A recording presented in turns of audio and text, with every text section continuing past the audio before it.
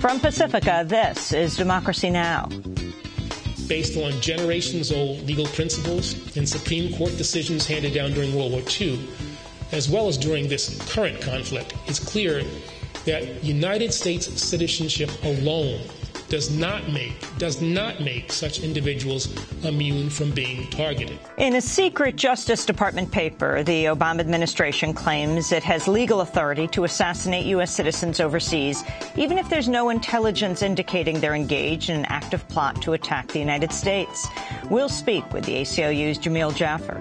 Meanwhile, here at home, the Obama administration's claiming the legal authority to indefinitely detain Americans without charge or trial.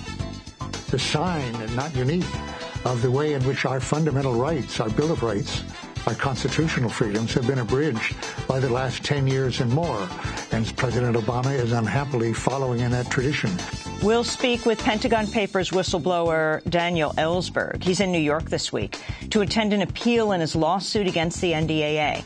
And we'll speak with computer security researcher Jacob Appelbaum, who's lost a federal appeals court ruling that the government could subpoena his Twitter and email info without a warrant as part of its probe into WikiLeaks. All that and more coming up. Welcome to Democracy Now!, democracynow.org, the War and Peace Report. I'm Amy Goodman. The Obama administration's legal rationale for assassinating U.S. citizens without charge has been revealed for the first time. A secret Justice Department document obtained by NBC News says the administration can target citizens who are, quote, senior operational leaders of al-Qaeda or an associated force, even if there's no intelligence indicating they're engaged in an active plot to attack the United States.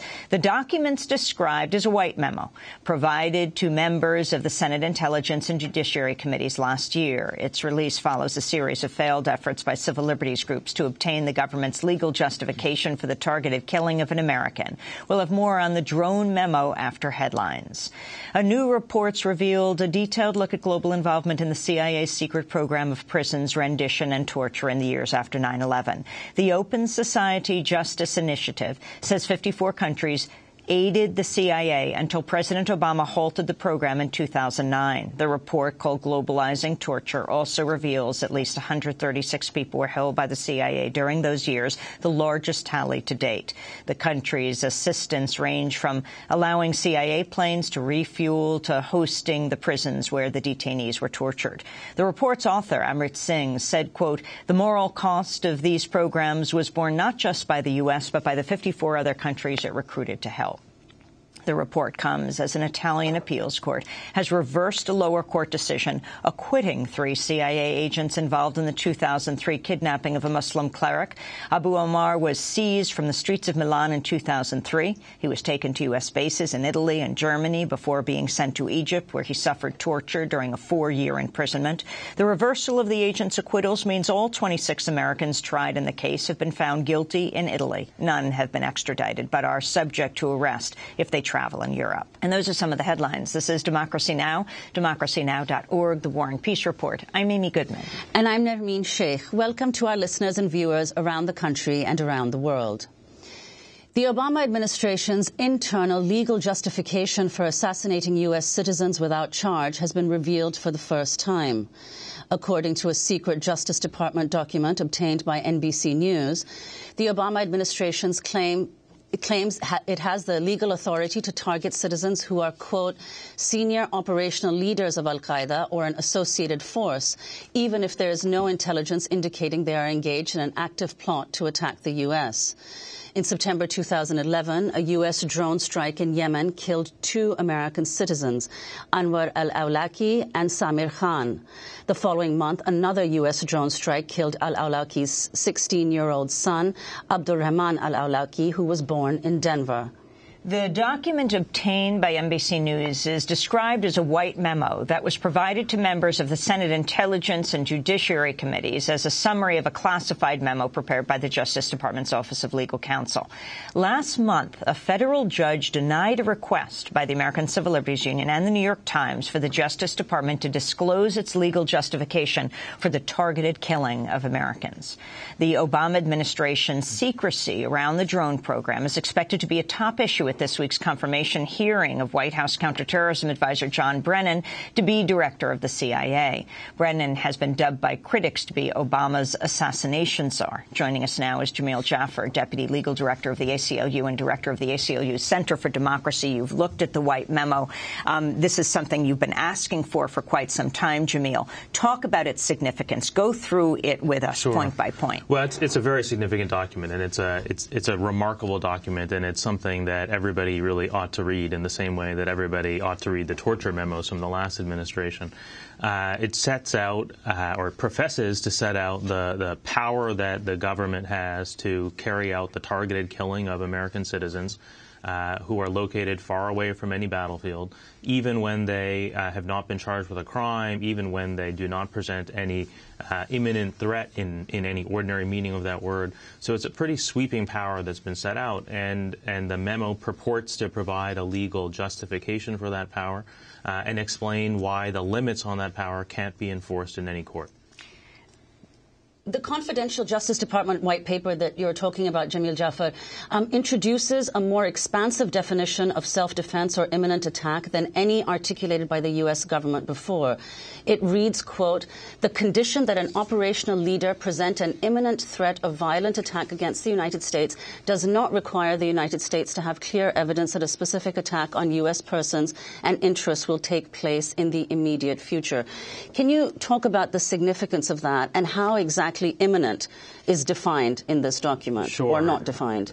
Yeah, well, I mean, I think you have to start with the acknowledgement that there are circumstances in which the government has the authority and maybe even the responsibility to use lethal force. Even if you think about it domestically, somebody's running down the street, waving a gun around, threatening civilians. The government doesn't have to go to a judge beforehand to seek a warrant to carry out that use of lethal force. But that's a situation in which the threat is imminent in the ordinary meaning of the term. There's not time to go to a judge. There's not time for deliberation. But the kind of imminence that the government is defining here, or the way that the government has defined the term here, is much, much broader. They're talking about situations in which the person presents no immediate threat. There's no known plot. These people are located far away from any actual battlefield, so you're not talking about a situation in which there are battlefield exigencies that the government has to worry about. You're really talking about something that looks a lot more like a law enforcement context. And in that context, the traditional rule is the government has the authority to use lethal force only in very narrow circumstances. And this memo really redefines those circumstances entirely. Let's turn to Attorney General Eric Holder, a comment he made last March when he outlined what the White House billed as the legal rationale for its claimed right to kill U.S. citizens who belong to al-Qaeda or associated forces.